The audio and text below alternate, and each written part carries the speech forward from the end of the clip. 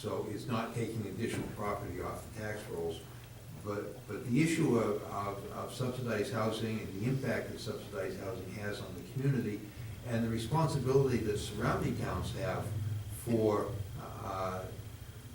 to provide affordable housing for their own citizens, as opposed to having them all centralized in Keene, is a very real and important issue, and I'm hopeful to be able to get the agencies together with the city this fall to have initiated some public discussion regarding that. Is there any further questions or comments regarding this proposal? If not, are you ready for a vote? All those in favor? Opposed? It's unanimous. Number 10. Finance, Organization, and Personnel Committee report regarding a presentation from the Parks, Recreation, and Cemeteries Director related to Central Square Monument. On a vote of 5-0, the Finance, Organization, and Personnel Committee accepted this item as informational. And also on a 4-0 vote, the Finance, Organization, and Personnel Committee suspended the rules to address the item relating to the donation from Greenwald Realty. And on a vote of 5-0, the Finance, Organization, and Personnel Committee recommends that the City Council accept a donation of $200 from Greenwald Realty to clean the monument in Central Square. Signed, Mitchell H. Greenwald.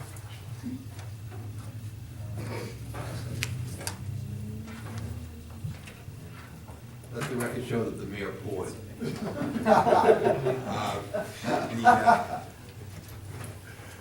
Councilor Greenwald for a motion. Thank you, Your Honor. What all that was about was, since I am, and my company is involved, it's probably, although it's not a conflict. It's No, you do not have a conflict. We have reviewed that, and no, you do not have a conflict. more appropriate if my vice chair can make the motion. All right. Councilor Roberts for a motion. Move that we accept this as information. Second. Actually, what we need to do is only the third motion needs to be made. The first two we do not need to do anything with. We do need to make a motion to accept the donation. The move to accept the donation of $200 from Greenwald Realty. It's been moved and seconded. Councilor Roberts. Basically, what happened was that there was some paint or some other type of graffiti or damage to the Civil War statue. The monument, King Monument Company offered generously to do as much of the work as possible for only $200, and which is really quite low, so they should be graduated for doing such a great service to the city. And Greenwald Realty stood up and said, hey, we're willing to cover the $200 cost, and that Greenwald Realty should be also graduated for another fine public service, and it's wholeheartedly recommended that it be approved. Thank you. Is there any further questions or comments? Councilor Filio. Thank you on a couple of things. One, I want to commend Councilor Greenwald and this company for stepping up to the plate and donating money so the taxpayers don't have to pay it. Secondly, whereas we know who the perpetrator of this ordinance violation is, I would hope that the city will do all things necessary to seek reimbursement from this individual. It was an ordinance violation. At the time, the city didn't realize it was permanent damage, so virtually he was let to walk. We do now know that there was permanent damage, and obviously we're bringing in the monument company to do the cleaning.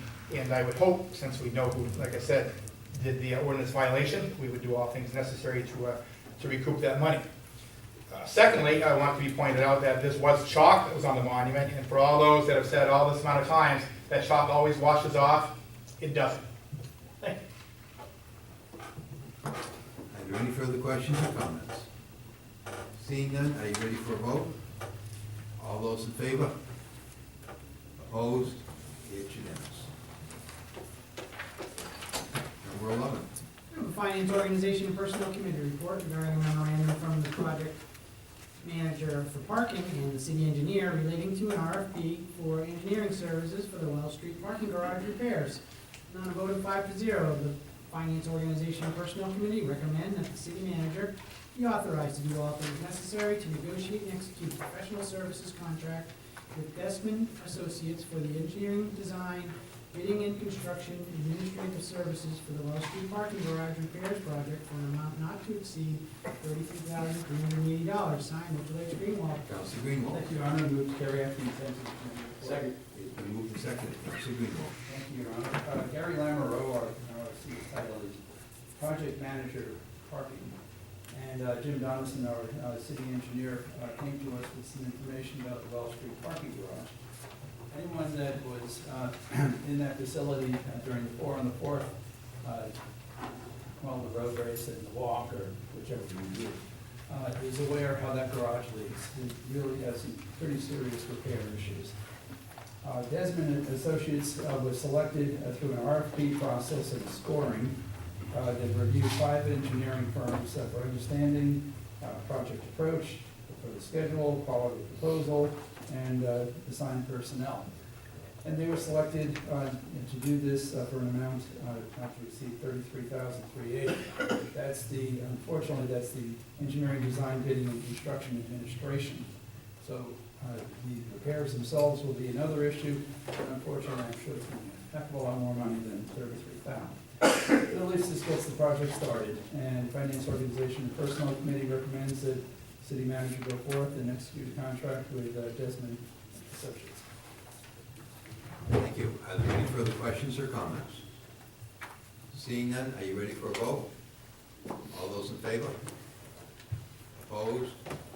It's unanimous. Number 12. Finance Organization and Personnel Committee report regarding a memorandum from the city engineer relating to the 2014 Washington Street Phase 2 infrastructure project and construction phase engineering contract with Underwood Engineers, Inc.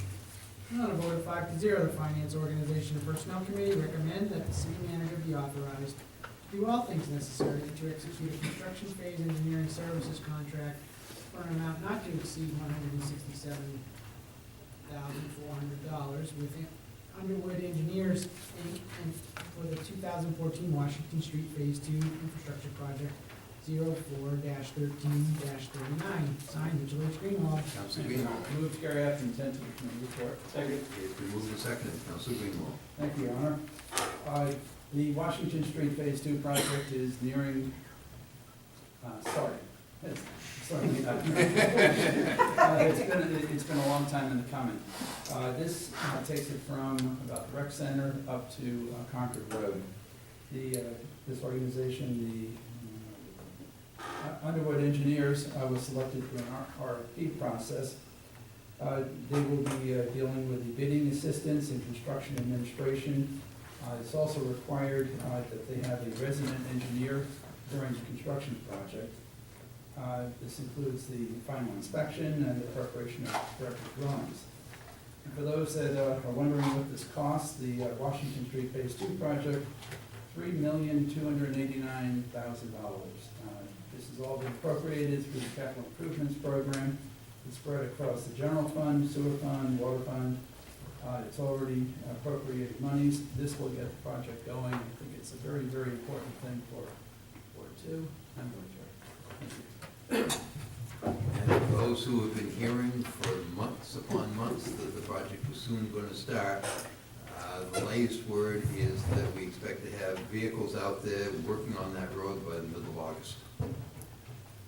Are there any further questions or comments? If not, are you ready for a vote? All those in favor? Opposed? It's unanimous. Number 13.